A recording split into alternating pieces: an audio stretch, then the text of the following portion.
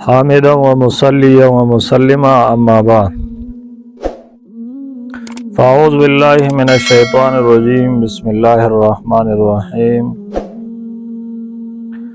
وإذا قيل لهم لا تفسدوا في الأرض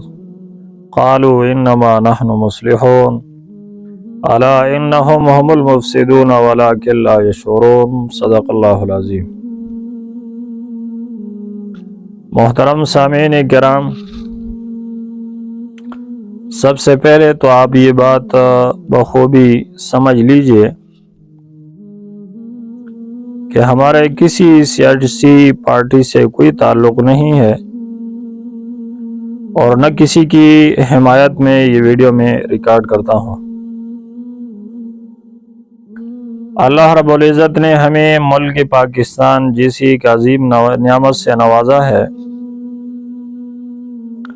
اور یہاں پر اللہ رب العزت نے بہت سارے اسباب وسائل ایسے پیدا کیے ہیں جو دوسرے ممالک میں بہت کم آپ کو ملیں گے، لیکن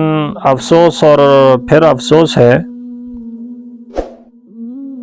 کہ کئی سالوں سے یہ ملک افراتفری، انتشار اور بدامنی کا شکار ہے۔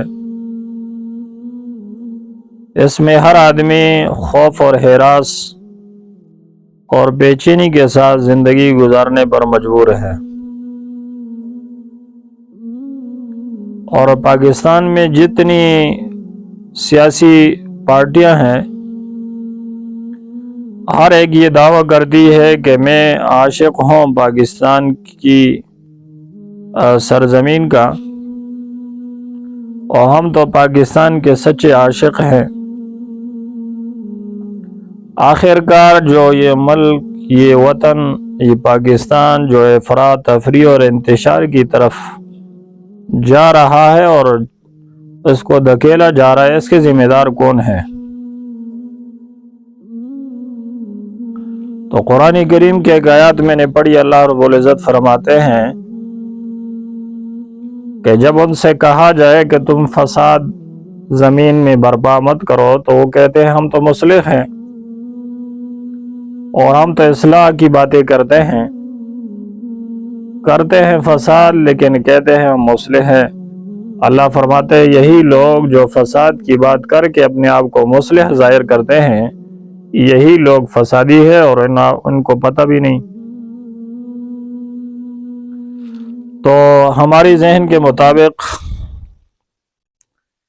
اس انتشار اور اس کے بدامنی کے قصوروار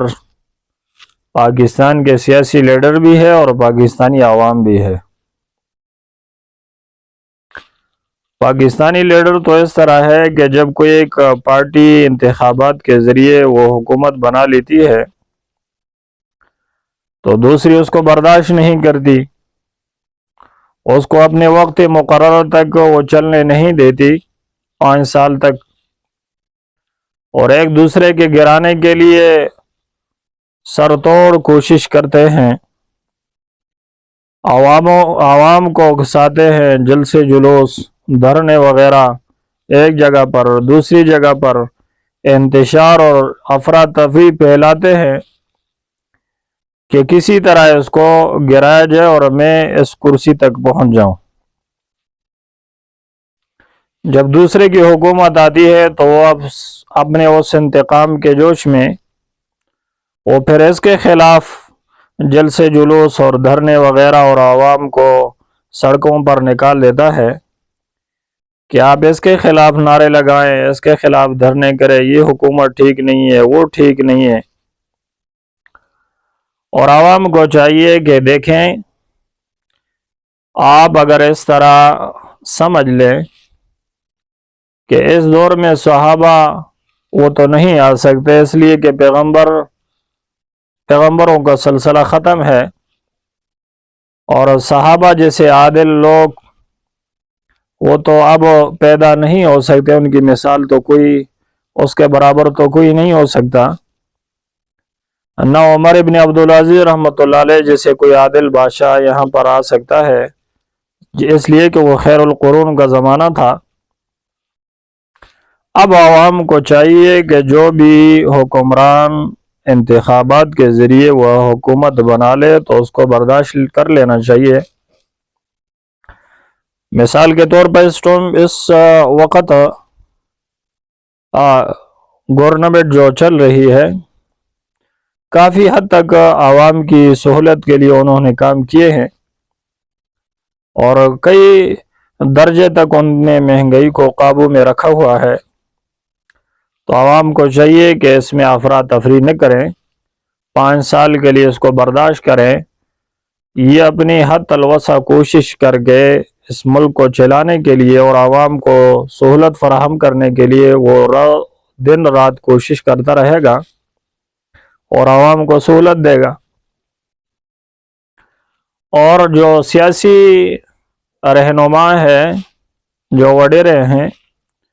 ان کو بھی چاہیے کہ خدا کے لیے پاکستان کو افراتفری کا نشانہ نہ بنائیں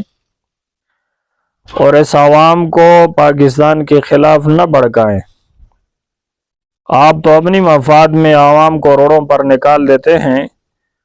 کہ جی یہ ٹھیک نہیں ہے، میں ٹھیک ہوں، دوسرا کہتا ہے یہ ٹھیک نہیں ہے، میں ٹھیک ہوں، آپ اس کے خلاف نعرے لگائیں۔ آپ میں سے جو بھی آ جائے